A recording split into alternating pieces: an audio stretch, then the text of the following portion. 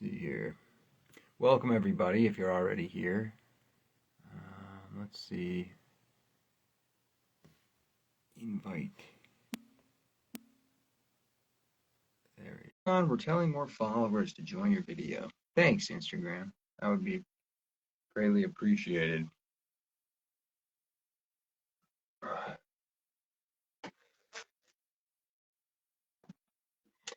Take this off, get a little more comfortable. For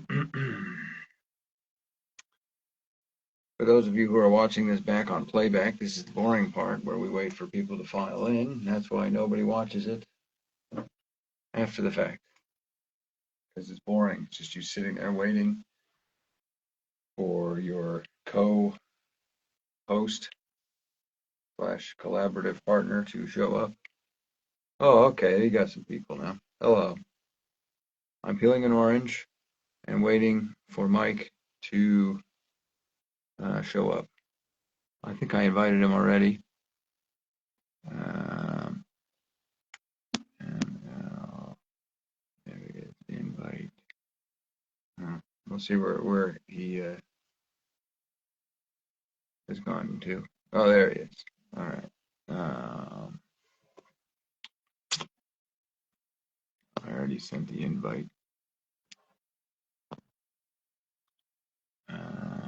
Accept. Go live. There we go.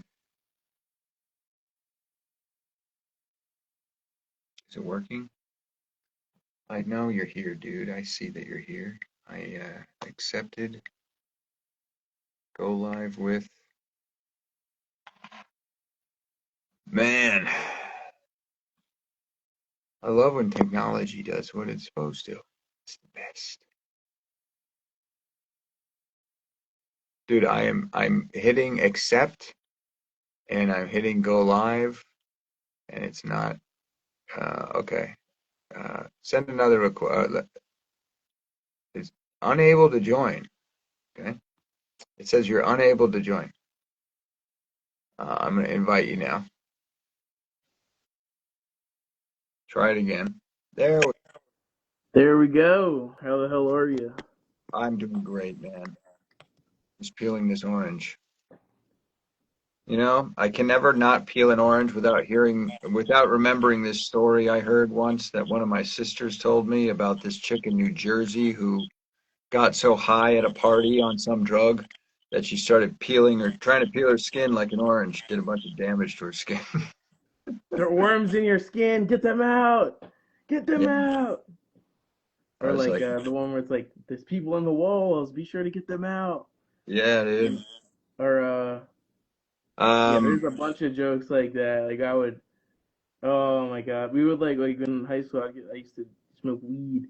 We would like say shit like that to fuck with people. Like we would yeah, fuck with. Moss people was a big concept with the stoners at the high school I was at in Connecticut. Moss people, I remember, was a big thing. What do you mean? What the fuck? What's that? I just that there's people that are so tiny they could live in moss and it's like trees to them, but then maybe trees are actually moss to something bigger than us and we're actually moss people. It was one of those types of conversations. Interesting. And I was like, nah, dude, I don't think so. Are you real quick? Are you in the MSL video game? I I think you were. actually, at the close of this discussion, I set up a cam link and set up my computer so that I can do a stream where I play through the new Mass State Lottery video game because I hear Where? there is a level that my character does have a Oh my level. goodness, dude. Where will you stream this? Will it be like during this or after this or? It'll be after this. I'm gonna do it live to tape in OBS. You know, you just like record the whole performance live, and Yeah. then I'm just gonna clip it and speed it up and post that so that people can watch a lot of good content compressed because otherwise the stream is like a long, boring thing, and I want to make sure Yeah. it has replay value. So do it as a performance to tape and then edit it Kind of Well, like soon we'll be doing something like similar where we'll have better, more advanced live streaming. But for now, we're just kind of building up the momentum of our film we're right just trying now. to get in the habit more than anything, but we are trying to pull some more people in, get some more people involved as we kind of structure this thing and flesh it out, which is what we have both discussed about doing today, right? Yes, that's the more rather focused on the story structure of this project in Yeah, this episode. because last time we discussed characters and we kind of had three main characters, right? Yeah. Our lead, Hmm. um, the girl that worked at the convenience store that he might go to a party with, and then a friend who we hadn't really decided on the gender of, but we both kind of were leaning towards it being a girl. I was thinking like a tomboy character Like a that's like country kid. weird. One of my favorite films ever, and I'm not even joking like at all, but Fred the movie in Uh-huh. 2009 is it's not one of my favorite films, but it's like actually a pretty good movie. And it's like him, Fred Figgle. You know what I'm talking about, right? The guy that screams and has the high pitched voice and he's blonde. You know what I'm talking about? Fred, I'm Fred, and I'm a YouTuber, but he went on Nickelodeon and made the movie, and they were like really annoying, bad comedy movies, but like they were okay. I might have missed that one. I Okay, might have missed that one. so in the fucking the first movie, like it's just completely schizophrenic. Like his neighbor is some like really cute blonde girl that he like likes and is obsessed with, and is climbing the walls of his neighbor's thing to get in, and he's being creepy, and then the bully across the street is trying to like essentially protect her from him. And then there's another neighbor that's played by Jeanette McCurdy, and this is the height of the iCarly thing, and she's like the weird tomboy character that's like really cool and doesn't. And at the end, once he goes to her party because the girl he's in love with moves away, he goes to the party, and then everybody's like, "You weren't invited to the party. You're a fucking weirdo. Like you went through the woods and did all this shit for nothing." Then him and the other neighbor, the tomboy, film a YouTube video that's like a fake house, use like mannequins and make it seem like they had a huge party, and then he goes up to all of his bullies and gives them a like "you're not invited to my party" paper at the end of it. And it's like it's like and it's so much fun, like him and the girl that he was like neglecting kind of like partying at the end. And for some I haven't seen it in a while, but like when I watched that it really touched me like emotionally. um I've seen it probably like 5 or 10 times as a kid, so maybe we could have like a character like that. And I'm not afraid to use a terrible Nickelodeon TV film. I don't even. I kind of really like it. I don't care, but as inspiration. Um, yeah, Yeah, that was one thing I wanted to discuss was tone. Like pointing to like maybe music or movies that we think illustrate the tone that we're kind of going for, like stuff that you like that is either in the same kind of type of comedy that we've been discussing, or any, like a mood board. Have you ever done a mood board for a project? Basically, that's what I'm yeah, suggesting. Um, damn, yeah, that's a good so idea. we don't have to actually do a physical mood board, but I do think like sharing three movies or three songs or something like that. Which I think we discussed music a little bit about how some people will be listening to music while they're writing, and then that informs kind of, or they'll start listening to music until they find a song that they think really illustrates, the feeling that they want the movie to have, and that kind of element. In fact, the original script that I had when I came up with Yeah. To do this idea and like the structure of a script that was like all based around, rideshare conversation. Um, I always pictured the lead character kind of dancing into the sunrise at the end of the movie. Um, Dancing. like he puts in some headphones or whatever, puts on a song and is just kind of walking. Just I mean, I did that all over the place. You just put on music and just start walking. And I just wanted him to get taken away by a particular song and have the credits over. I hate credits over black screen. I always think that's a waste of space. A lot of the time. It can Yeah. be effective. It can be effective, but I felt like a comedy. I always liked when they just kept the chaos going and you just saw the credits rolling over this guy, um, kind of dancing into the sunrise, and I'm then writing that down. it becomes like, why is he dancing? Is he dancing in the face of overwhelming odds that he sucks and everything's terrible? Because I always find it funny Yeah. when people can't be like shaken from their resolve to that they might be in the face of overwhelming odds, but he's like uplifting. I always like um, ending more character driven stuff on a moment where the character is, if even if everything's shit. They're Yeah. like, you can tell they're walking into the sun. Like I was like, oh, it's got to be over the course of a night. He'll be walking into the sunrise. I want it to be uplifting.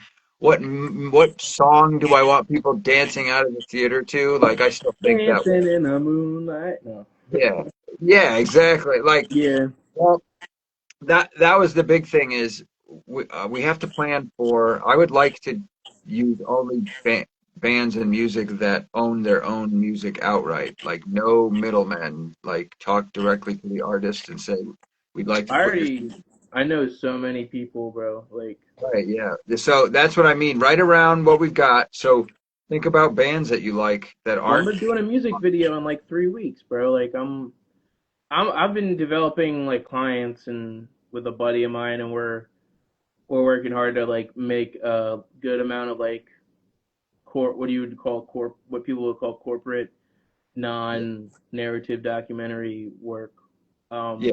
to build my own portfolio. So I've got a lot of like music videos and like editing jobs I've been doing now. Um, so yeah, basically yeah, that won't be a problem getting music. Now with that character, we could kind of talk about I mean, yeah the end. I, Yeah, what are you when I, gonna when say? I when I'm talking about the music, it's not about finding the music. I am trying to think of something that we can write around. You know what I mean? Like, Well, there's a lot of indie like bands that like don't have big deals. Like I right? off the top of That's my what head, I'm I can saying. think of like But Sebado that or but something. that's what I'm getting at. I know about all that. What I want are you. I want you to make a list of specific bands that you know and like that you can think of, and songs that you like that would fit into this. Like I want to have a soundtrack almost before we even start writing to a certain degree. I would I want was it to thinking be. "Perverted World" by Sebado. Do you know that song? I don't know that song. This is You what know I mean. Sebado? Sorry, I'm cutting you off. Sorry. This is the good Yeah. because I have there's a lot of like very underground bands that I listen to that will never sign with anybody that I would like to have Oh music. yes, I know. Yeah, I know exactly what you mean. Yeah, So I have a lot of that too. and there's people that I genuinely like that I was like, oh, I would want to popularize their song by putting it into a movie. You know what I mean? That And that, I that I don't mean to like plug my own stuff here, but I can make soundtracks. Like I do that. Like I mhm. like so like I do that all like I'm doing it for like every single project I've been doing. Like anything you've probably seen of mine that's like narrative, like I've probably done the soundtrack for like most of it, unless I bought like a song. So I do Okay. know that, but like but I know what you mean, and I will find bands and songs. That's the non-diegetic. I'm talking about like a diegetic pop music in the sense that um like a movie that I think of when we're discussing stuff when we've been writing is American Graffiti, which Hmm. is a lot. It's built around the music, like the whole. They're in cars, so there's radios, so people listen to music while they're driving around all the time. So then it becomes what song do you select to go on the radio in a particular scene. But when we're doing we know we're doing a house party, so we know we're gonna need dance music, whatever. That's easy. Yeah.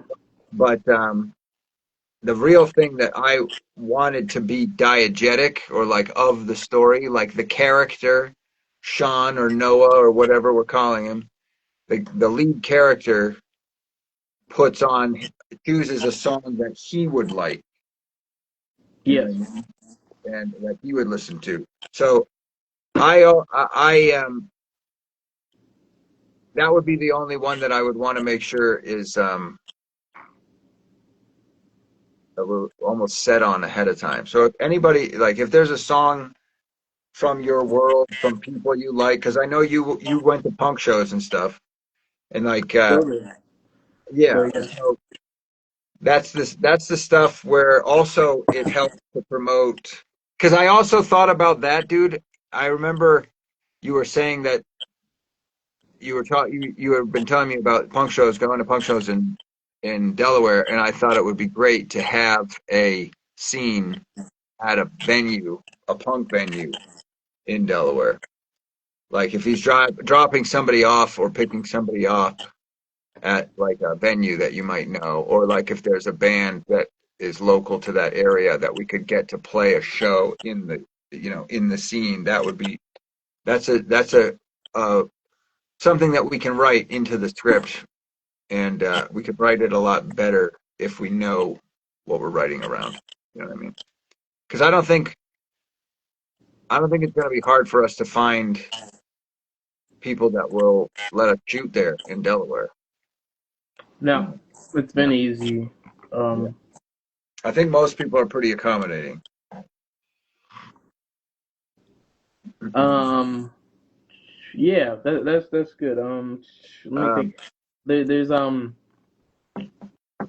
I got a lot of small moments. Like at the end, I was gonna have this like thing happen where like they go to the party with the girl from the cashier place. They go, and at the end, like he goes to the party, and it doesn't end up well. Like we talked about, there would be like some embarrassing thing that happens, and um, him and the tomboy kind of character leave, and then as they're leaving, they decide to do like some prank, like put like a deal, like I think we talked about like a fire extinguisher thing, like put the fire extinguisher on the car, like you told me that. And yes. as they're doing that, the uh, people that were with the guy who left the drugs in his trunk, come to the venue. I mean, not the venue, the party, and they come in and I look for them. And as they're going into the house, and there's like some fight happening in the background, they put the fire extinguisher in the back of their car, the drug dealer car, and then they just leave, and then they realize they have the thing in their back of their truck, and then they both of them just leave the fucking party as there's all this fight going on, and it's like this like intense adrenaline moment or Well, something. I had been kind of mulling over that as well, that moment, because I was like, that's where everything kind of comes together and coalesces, is that ending at the party. That's really like where everything needs to kind of explode, you know? Um, and I was thinking there could be have you ever been at a party where the cops show up and everybody bolts into the woods? Yeah. Yeah, like that's always a kind of uh, a funny and easy thing. But that could be you could have cops showing up, drug dealers showing up to get their package out of his car, and we have them spraying people with a fire extinguisher, spraying all the cars with a fire extinguisher, and then you were saying planting the fire extinguisher in another car in the trunk of the drug dealer's car to make it look like they did it. Yeah, Okay, okay, that's what I was getting from when you were telling yeah, us. and then they drive away high energy. I don't know. Yeah, Yeah, something like that. I And then definitely want them. I want them to outrun the police in a car. I would like to do a realistic how you get rid of the cops chase, which is not that hard. oh, You know, I've yeah. I think there's a Um, lot of people that have outrun the police, especially in an area like Delaware. It's you can outrun them. if you Yeah, know the roads like the back of your hand. yeah. If you know the roads, you can outrun them. And I thought that was something I wanted to do a scene of that. So I want to get to the all, mother. all So so all the strings of all the scenes earlier all have to somehow point to that party and all these things. Why do the cops show up to the party? I think that's the question is why do the cops show up to the party? I don't know. I mean, it'd be awesome. Like fucking just some girl like fucks with you and like thinks she you think she like likes you, but she doesn't. And then you like all this bullshit happens, and then you just fucking you know you realize you accidentally stole money from drug dealers, and the drug dealers come, and instead of looking for you, they just fucking fight the people that pissed you off. Like, isn't that kind of Oh, awesome? okay. How about this? How about this? Okay. There's got to be a scene earlier where where he plans to meet the dealers, but he doesn't know what he has yet. Where they're like, "Hey, we left your thing. Can you meet us here at this time?" And he's supposed to meet them, but he doesn't. So that raises the tension. You know what I mean? And then But he gets like yeah, but with the he does. dealer because now the dealer thinks he's trying to screw him. But he You know what I doesn't mean? to get his uncle or something. Yeah. So, And that's why he leaves his uncle and at the chiropractor and he leaves his uncle at the chiropractor or something like that. So well, um I've been doing kind of a structure a little bit. I think a 5 act structure is what we're looking at, you know. okay. It'll be structured more like a 3 act structure in terms of how it will play on the screen, but when we're writing, I think we've got like 5 acts. And act 4 would be the party. Act 5 is the ending and the after the party. Um, So here's let me give you a rundown of I've been kind of keeping track of about what time things are playing out so that it feels more accurate, to geographic relationships in Delaware and stuff, if somebody wanted to go around and check it out. Yeah. So 3 p.m. is like when I was writing, I'm going based on what I was writing last night or what we read last time of mine. 3 p.m. He takes the pilot. He picks up the pilot at the airport, and then we establish like the character's arc, kind of what he wants, what he needs in life, and all those things. Then he also learns the gated community passcode, which will be important for later. Then he goes to gas up and talks with the girl about the party at the convenience store. So now we're at like 3:30 p.m., 3:45. He gets a call from his uncle Lou while he's making plans with the chick after he's gassed up about bringing him to the chiropractor appointment that he has coming up. And he's like, Okay, yeah, totally. So he goes to, yeah, I can do that. Sure, whatever. I can squeeze that in Hmm. before my shift starts tonight, or and so he drops Lou off at 4 p.m. Where I'm assuming that it would be an hour while Lou is Uncle Lou. I think that's what we call you would call him, right? Uncle Lou. Um, Yeah, yeah. Hold on, I'm writing down like an idea of a scene, but yeah, it can yeah, go that ahead. would fit Yeah, well. But yeah, continue. um, and then while Uncle Lou's in the chiropractor, he decides to himself, you know what? Let me just turn it on. Maybe I can squeeze in a ride if it's something. Then he gets on the app. The app shows him a potential rider that he can accept, and the amount of time, the estimated amount of time would be cutting it very close. Okay. So Yeah, but he's like, nah, fuck it. Lou can wait. And he's like, and I'll be fine. I'll be fine. It'll be fine. You know what I mean? And then he goes, and then I thought, here's where we could do real goofy comedy. He could be picking up um, really slow moving old people or did a you write that situation. down? Yeah, I already wrote it, but like I just thought it would be nice comedy there, like a nice like comedic, not just silly moment where he's pressed for time to come back to pick up Lou, and he has to help people with like a million bags, and it's some old lady or whatever, and she's like, "I want to tip you," and he's, "Oh, you don't have to do that. Thank you very," or whatever. Like he's just trying to get back to get his uncle, but I just thought it would be funny if we just did something silly right there. You know what I mean? Um, Yeah. then then he comes back to pick up Uncle Lou, who is standing outside, annoyed. And then Uncle Lou gets in and he drives him back. And now Uncle Lou is in a state of kind of annoyed. So then we can write from that perspective for that character, you know. Um, I was thinking, are you still? Do you want? Are you going to continue, or can I? no, that was about as Yeah, far as I yeah. had really been thinking in terms of like what we could do. Okay, At least so based on what I had written, what how it would play out anyway. That I was done. yeah, I was thinking with the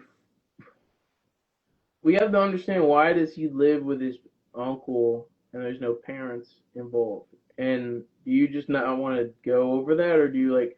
I had like a whole plot where like his mom was like teaching at some like in a university or some shit, and I don't want to do that I anymore. I um just want him to be dead.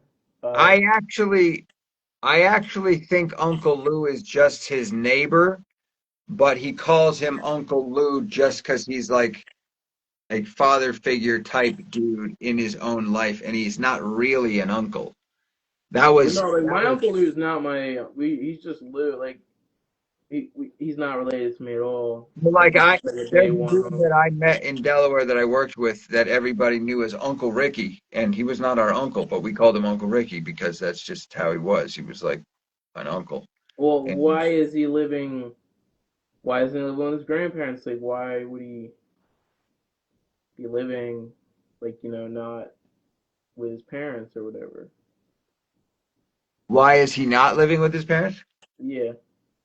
Oh, I thought he never knew his dad, and his mother wasn't.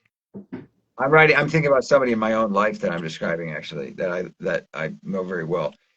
Yeah. And the mother was not like really that. She was kind of a piece of shit. You know what I mean? She wasn't. It's not. She wasn't like a neglectful whatever. He's alive and he got out. But as soon as he could get out, he just was like, I'm out. You know, that's how I always viewed him. Kind of a loner, like a lone samurai or a lone cowboy on the road, just perpetually on the road. Kind of. That's kind of how I saw him. You know, easy rider of today. You know, a dude ride sharing in a suburban area, suburban Yeah. resort area. Um, and and Delaware is a lot of people that I met in Delaware are there because it's cheap, you know. Um, like that. I met a lot of people from the Midwest and stuff, and that had ended up there because it's cheap. And I feel like that is that is something that this guy would seek out. That's why he would geographically end up there, is because it's easier to make a living if you're I'm gonna cheap. say he's from Reading, Pennsylvania. No, it's I don't know, something like Reading or something. I don't know, like some fucking distant ass town. It's like it has that's not really like prominent like for a lot of different stuff. Or Um, um, yeah, I'm also thinking. I remember a dude that was from Detroit that I met in Connecticut who was also like similar. There was a lot of people that like I had met from you know towns in the Midwest or cities in the Midwest that were like in decline, and they were all coming west. yeah, yeah. So I was gonna say like, all right, yeah, okay, good. I'm gonna do that because I fucking I kind of want his uncle to be his actual uncle. You want his uncle to be his actual uncle? Yeah, because I really like the bloodline line. Well, I mean, yeah, I mean those lines can still, if you Yeah, I have, don't know. It's just more funny. Like, and the idea that like he has a narcoleptic girlfriend is also interesting. I don't know. okay. That was my thing. I did. Oh, it was funny. Um, Like he makes it like he has a stroke, and then he makes his nephew do all the work, even though he has a girlfriend. That's not. I don't know. Like maybe he like has to stay there because because they're like hella disabled. I don't know. Like we don't have nothing else to do. or he looked him up and found him, No, and like they're his actual uncle, and like he has nothing else to, and his mom doesn't want him. Like I don't know. so he came to live with his uncle, or he sought out his uncle.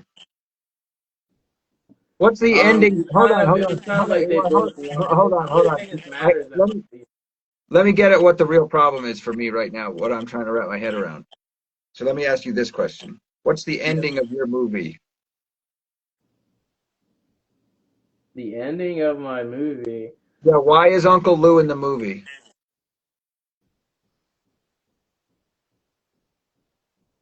I don't know. I mean, I know what you mean. I know what you mean.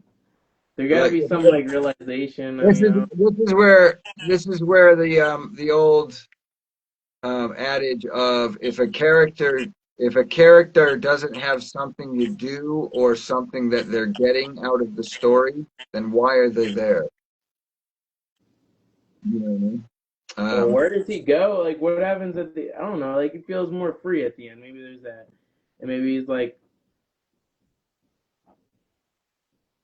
shit. I don't know. because when I was originally writing it, the structure was always we meet a guy, we observe him preparing his car for Ubering people around. He's listening to this is the original treatment in my head. He was listening to a Bible themed podcast or something that he was like it was about being better, being a better person, trying to be better. Then he picks up somebody and drops them off. That's still kind of in my script right now, which is he picks somebody up that is way more successful than him in terms of monetary wealth and like life goals for most people. He's not that much older, but he is older. He's noticeably older. That whole scene, he learns the gate code of a gated community by dropping that guy off in a community that he is not a part of him. On the way into that gated community to it, I wanted to, in my head, establish that we're driving past the trailer park, which is where he lives. But the audience doesn't know that. We just see him look at a trailer on the way in and on the way out. So we know that he has some connection to the trailer. This is the original uh, treatment. Then at the very end, after he has driven people around and had all these discussions, but did mostly listening, because that's what the driver kind of does if he's trying to get money and make money and stuff. He does a lot of listening. At the very end, I had originally just written it that he parks his car, he gets out, he takes out the app, and instead of the driving, he seeks a ride. Then he gets in the car, and now he tells the guy the address. Now the audience doesn't know what this address is or where he's going.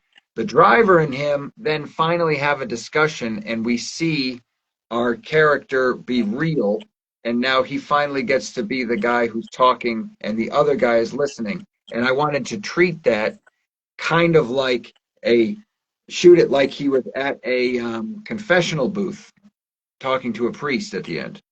So then that ending discussion is what we reflect on all the things that have happened that we've watched him do and the themes that we were examining.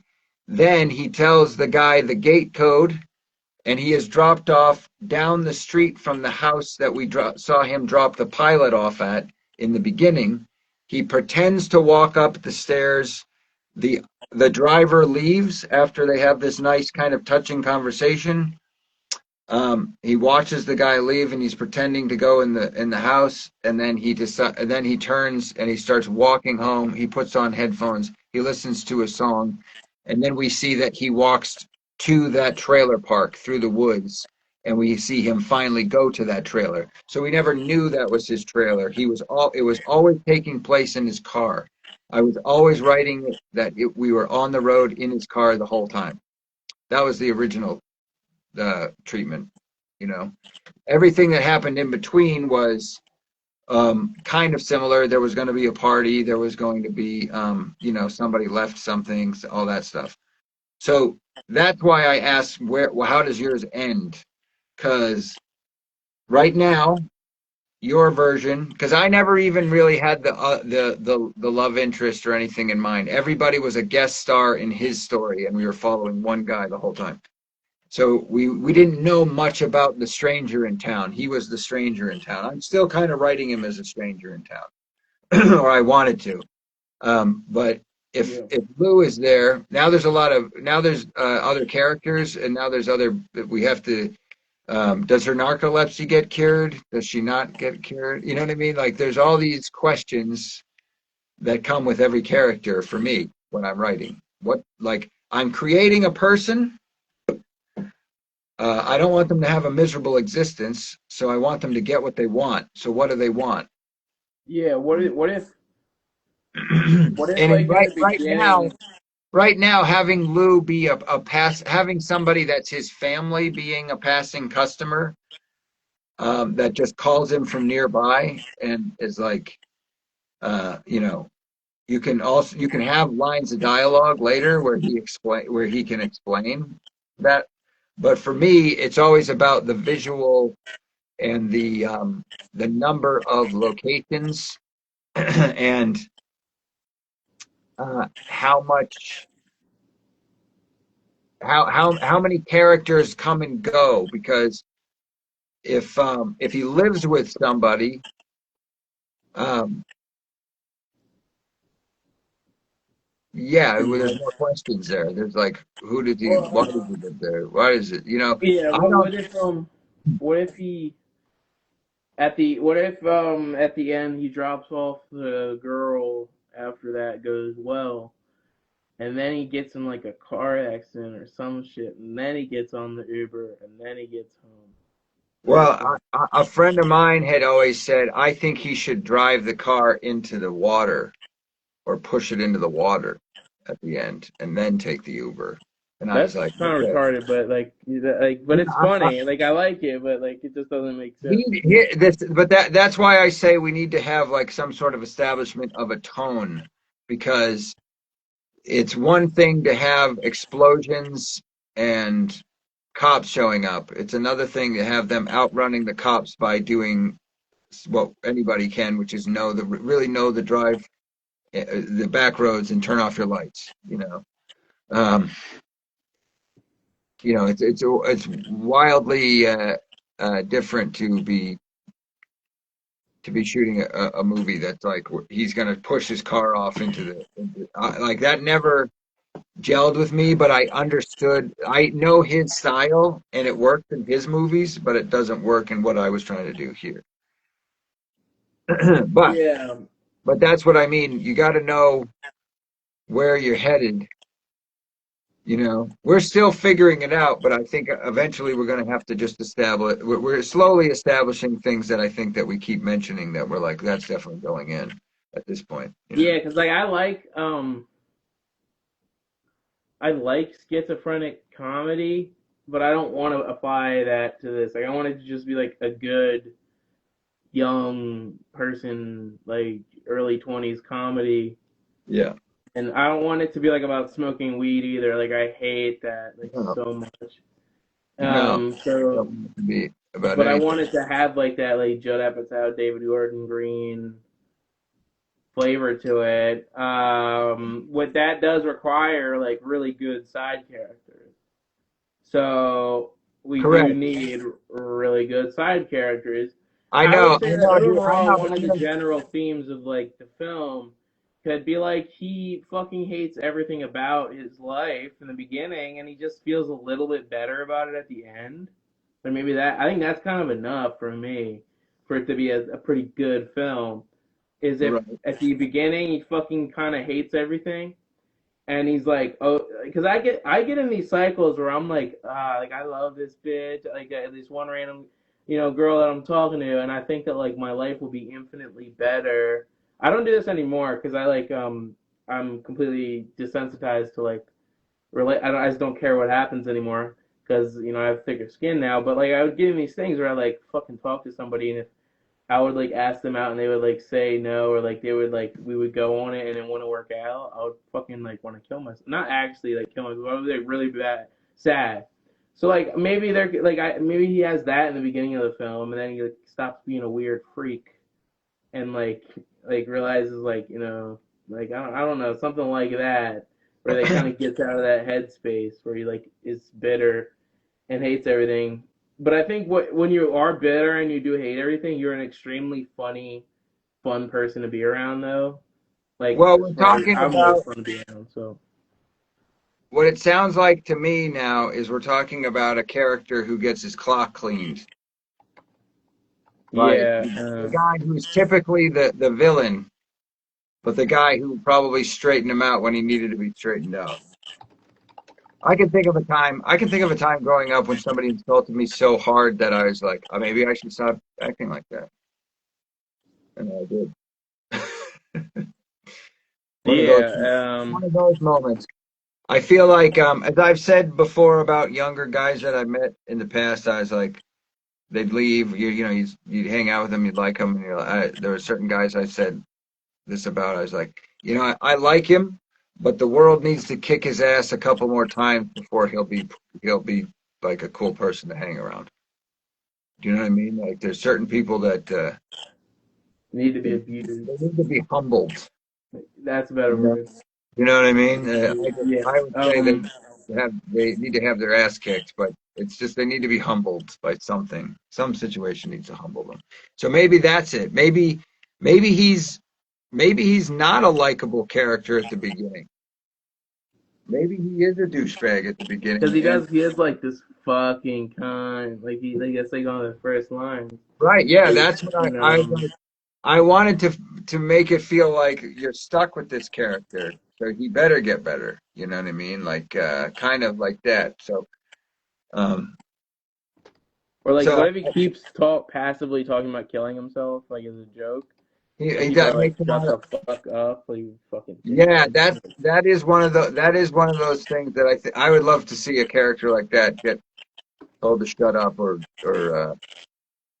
you know what I Yeah, mean? because Like I would always he say, goes I would to the always be like, party. I would just complain too much to people. Like, I'd be like, man, I fucking hate, like, I don't know. I would just talk.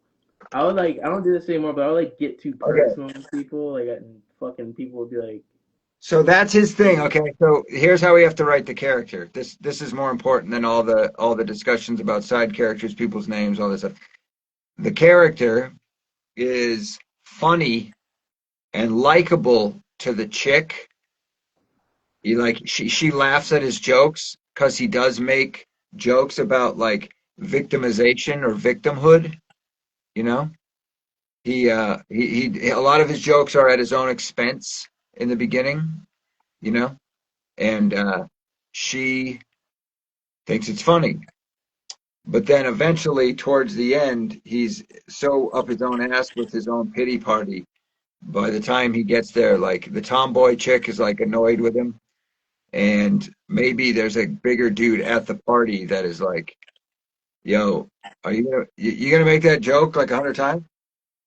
You gonna say you're gonna kill Yeah. yourself again, dude? What if the girl at the cashier says Like somebody should she start thought shit he was like." like a gay guy and it was like bringing like I don't know. Like what if she wanted him to be like his gay or gay best friend or That's what I something? mean. That's a good one. That's Yeah. it's fun. Yeah, yeah. Okay. Like maybe she thinks yeah that they're best friends only because she thinks he's gay. Is that what you're saying? Yeah, yeah. Like what if you were like yeah like what if she's like yeah, I want him to come to my party because I think he's gay. He can be my gay best friend. What if she's like thinking that? And then he like Oh, makes maybe a she move on introduces her, him and to a then she's like, dude. "Yo, I thought you were a He fag." gets there and she introduces him to a dude. Maybe that's it. That's good. Yeah, so she's like, so it's he just like it's not like in your face or anything like that, but she just gets there. He gets there and she introduces like, oh, I thought, and he's like, hey, why do you think that so and I would get along or whatever? You know what I mean, like that kind of thing. And then They go to and the bathroom together, and he pulls out his dick or something. No, no, no. whatever it is, but He's but like, he's like, how many inches can he take? No, no, no, no. I'm saying bullshit, but like, just shit like that. Like yeah, I'm just joking, but like that part though, the general idea of like her inviting him to a party because she thinks that he's a gay guy. I think that would be really funny. Like yeah, I think that's it. we need more like of that. What's the And then solipsism? she thinks the tomboy is his beard. So that she like has seen, she knows that they're friends, so they come to the Oh, party or whatever. She like she thinks that that's the beard, and okay, we're getting there. We're getting there with that. the quality of somebody said he discovers solipsism, the quality of being very self-centered or selfish, or the view of or theory that the self is all that can be known to exist. Yeah. Um. Yeah. No. All right. Yeah. Somebody says, "What is Okay. this about?" We're co-writing a film. But yeah. Continue, Um. Tim. The okay. So the motive of the cops coming to the party is coming to me now. Like he goes to the party. He goes in. She introduces him. His friends there. He introduces him to the guy because she thinks he's gay or whatever, and then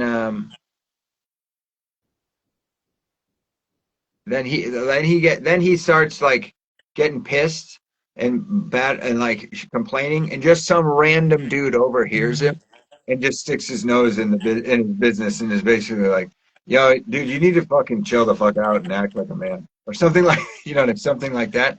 And then he gets into it and he cracks him. They leave the party. They come back with the fire extinguisher. Um, they douse everybody, and then they call the cop. Then they call the cops on the party that he got kicked out of. Then the tomboy kind of says to him, like, "You're the asshole here. Like, you just ruined everyone's night because you were pissed about what happened to you. So that meant everybody had to suffer." You know what I mean? Um, like she could be that voice of reason in that moment. Yeah. Yeah. Yeah. That could be good. But Well, like, I think the I'm drug also dealing scene thinking is like about happy like too. what's that? The drug dealer is coming and like they find they're like, yo, you got Right. that. It, like that whole, if we can get those three storylines, I think to peak at that same point, um, I think we've got something. Says you need to chill out. They do it anyway. Drug dealer come. Fire extinguisher. Then adrenaline comes. She says. Yeah, the fire extinguisher is trans. This is somebody says. But All right. but he still like gets a date out of the Put a ticket at or Nick. whatever. Like something positive happens, even though he does realize he's and we could say like karma wise, the car getting in an accident is kind of like Yeah, like a I, sign that he I is want to see him do a bunch of shitty shit and get away with it, then get punished right after that. You know? after he gets away with it. What if where's the button in the car with the trunk? Okay, the button's like near the driver's side, but it's also on a key fob. At least that's the way I was writing it. What if So he he got, accidentally hits the button and then the fucking money drops out of the thing of the back of the trunk? I don't know if that's how it works, but like, what if something happens? well, we can figure out. We know we've got to solve the money problem still. So Then a karma car accident happens. The money's oh, fake. The money's fake. also, What if the money's also, no? What if the money's fake though? What if the money's fake? And the money's fake, and then he throws it off a cliff. Then he throws why is the it money off paid? a cliff. Then gets an Uber home. I don't know. That could be like the I'll say this. I think I figured out the title, but I'm going to tell you off stream. yeah. We can't let anybody steal our flow. Yeah, We I know. can't do I think that. I've got a good title, and I want to see what you think of it. But Yeah, I'll tell let's you. end the stream then soon. What's that? You Yeah, want we to got end to the stream soon or something? Well, we've been doing. I'm trying to keep it to an hour whenever we're doing it. So it's been an hour. Yeah. All right, we're like 6 minutes shy of an hour or whatever. You want to do the scene thing another time? The what thing? The thing where we show scenes that we've done. Can we do that another Well, time? what I want to do is I want to record each of us introducing, like saying, "Hi, I'm Tim Staberds, and I'm the co-writer of this script. And here's a clip from one of my short films that illustrates what kind of a film we're going to be making, or at least the tone. This is a clip from Waiting to Stay, an unreleased short film. Now you want me to do that now with my Yeah, now thing? you do yours, and then we'll download this video, and we'll use those clips, Fuck. and Yeah. we'll make a commercial with our clips. All right. Right. Let's go. Hello, I'm Michael Lewis Hass, a film director and writer of Stroke. Wait, hold on. Do I say that like of this? Like, what the So, fuck do Michael, I say? We don't even know the Mike, title. Mike, would you care to introduce the clip to the audience to show them what your skills are as a filmmaker and what kind of tone you go for in your work? Hello, my name is Michael Lewis Aspin. I'm working on a script here with Tim Stapers. Previously, I directed multiple different documentaries and narrative films, including Stroke King, that's released by Forgotten Genres, and also a Mass State Lottery documentary about Jay Corrales' film. This is a clip from Stroke King, my debut feature. Fuck, my debut short film. Fuck! Ah! My debut short film. There it Let's is. go. There we go. Now, should we both look like we're watching the clip, and then we come back from the clip? You know, like, Just like look at it. wow, That's excellent, fucking Mike. awesome. That's great, man.